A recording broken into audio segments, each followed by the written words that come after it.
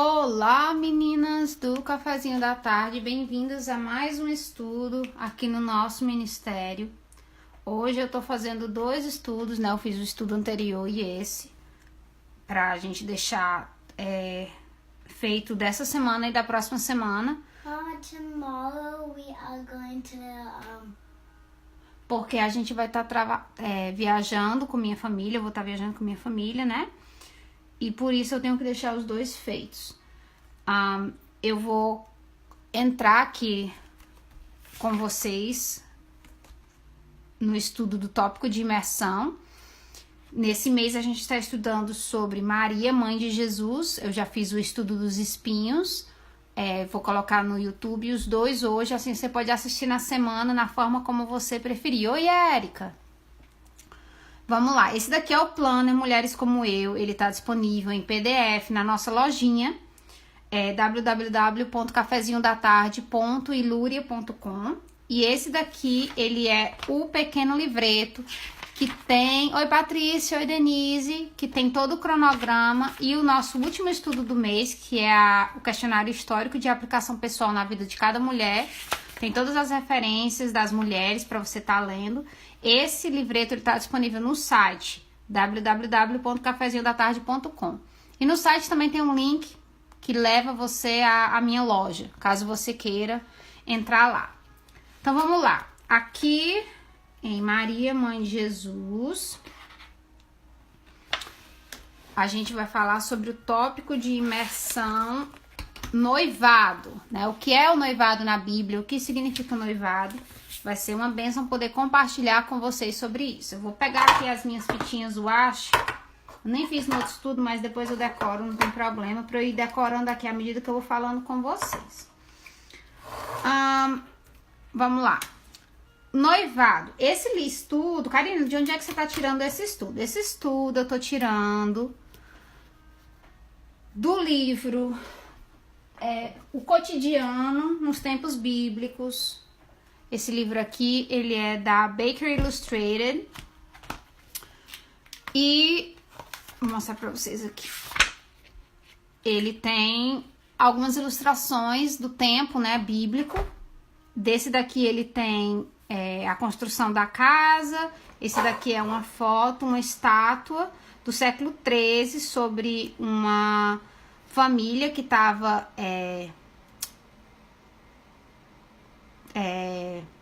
seria, no caso, as crianças, né? E o homem e a esposa.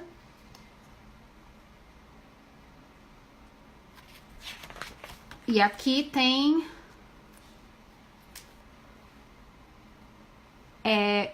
o lugar onde... O Vale de Sorek, que é onde Sansão teria vivido. Então, esse daqui é um livro bem legal. Os meus estudos dos tópicos de imersão eu tirei dele. Eu espero poder estar abençoando a sua vida com esse estudo. Vamos lá. Primeiramente, os jovens daquela época, diferentemente de hoje, né? Eles viam um desejo muito grande de participar no sistema da obrigação de segurança econômica e física ao seu clã. E essa segurança vinha pelo casamento. Então, ter filhos que o ajudassem a cuidar da terra ou no seu negócio, seja ele qual fosse. Assim também a mulher, né, ter alguém que proveria por ela, ter filhos que seriam sua aposentadoria, ter filhos que ajudariam no trabalho doméstico e assim sucessivamente. O casamento, além de ser uma bênção, né, na parte emocional, era também uma segurança física e financeira para uma pessoa jovem daquela época.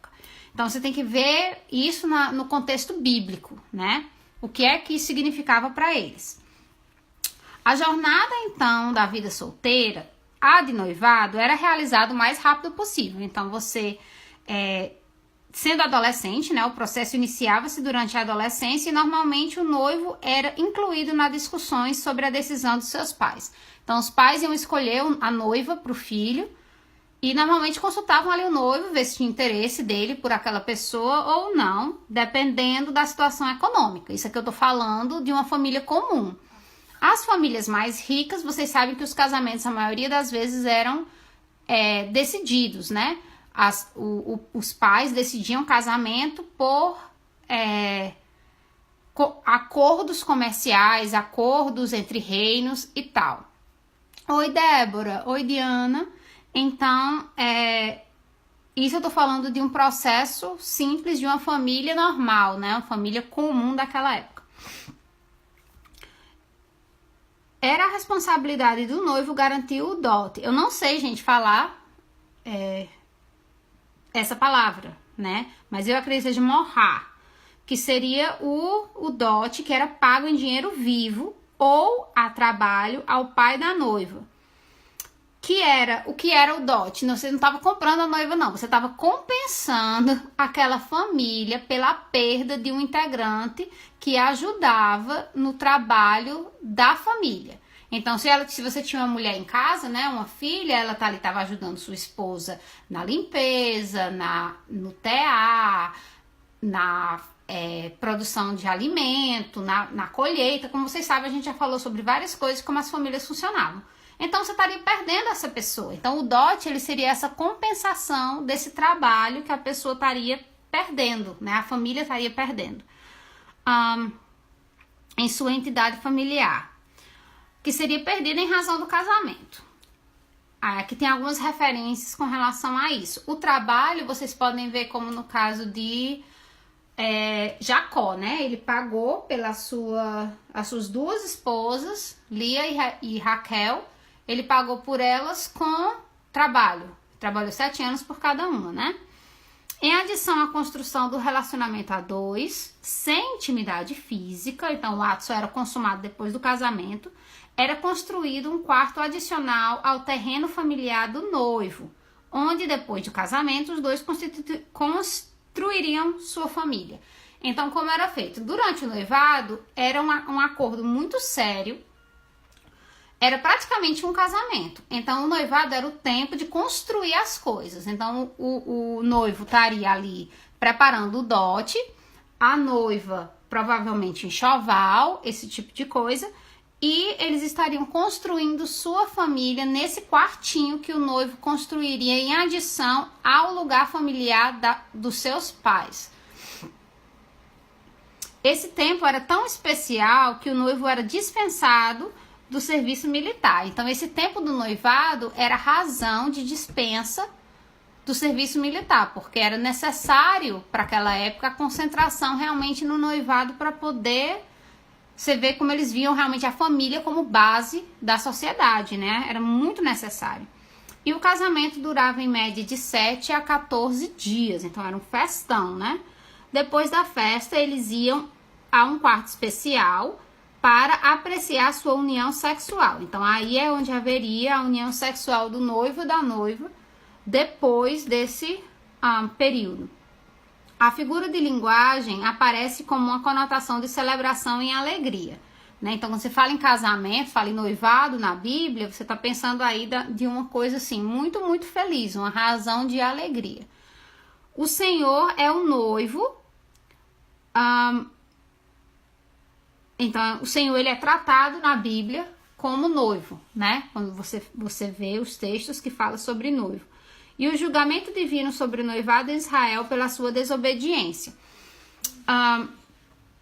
Algumas coisas, né? Algumas figuras de linguagem. O Senhor é o noivo. Depois, o noivado era algo tão intenso que quando o Senhor está julgando Israel, ele coloca que ele estaria...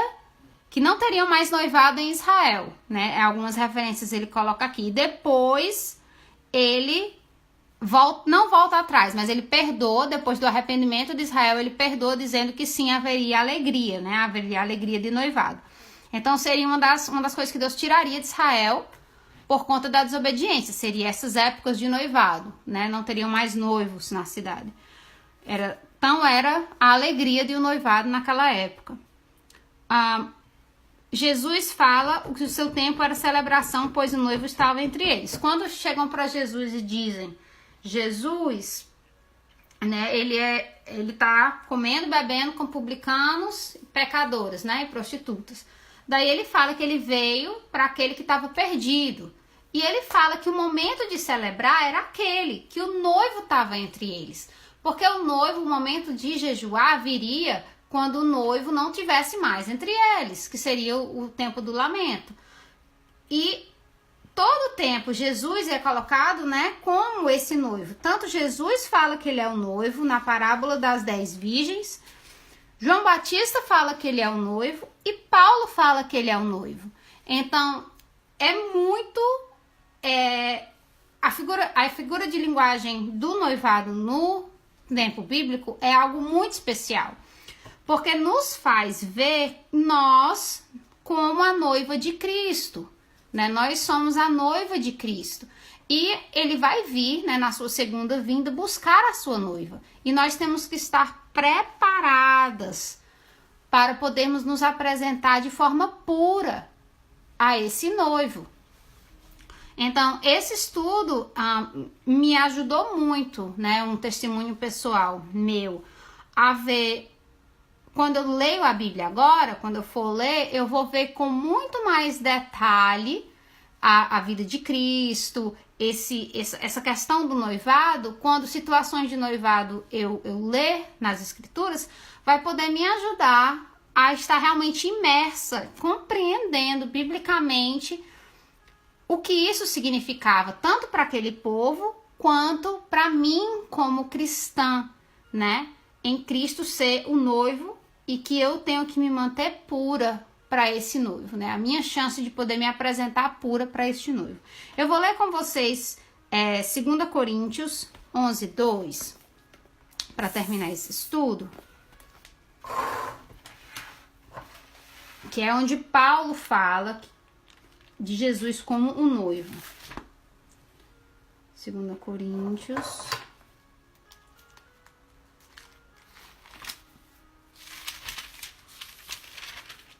11:2.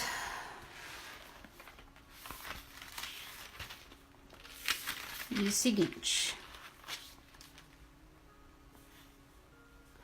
o zelo que eu tenho por vocês é um zelo que vem de Deus. Eu os prometi a um único marido, Cristo, querendo apresentá-los a ele como uma virgem pura. Então ele está falando aqui que ele apresentou, né, essa igreja, a igreja de Coríntio, a quem ele trabalhou para poder edificar, como pura, né? Então, gente, que essa fique a palavra de Deus para vocês hoje. Esse foi um estudo pequeno, mas ele, assim, bastante impactante, pelo menos para mim, na relação a Cristo, né? Poder ver Cristo como esse noivo, né? Que veio, esteve entre nós e agora vai vir novamente. E compreender o que significa esse noivado entre nós como igreja e Cristo. E quanto nós ansiamos para poder estar com o nosso noivo, né? E poder celebrar ali o nosso casamento, né?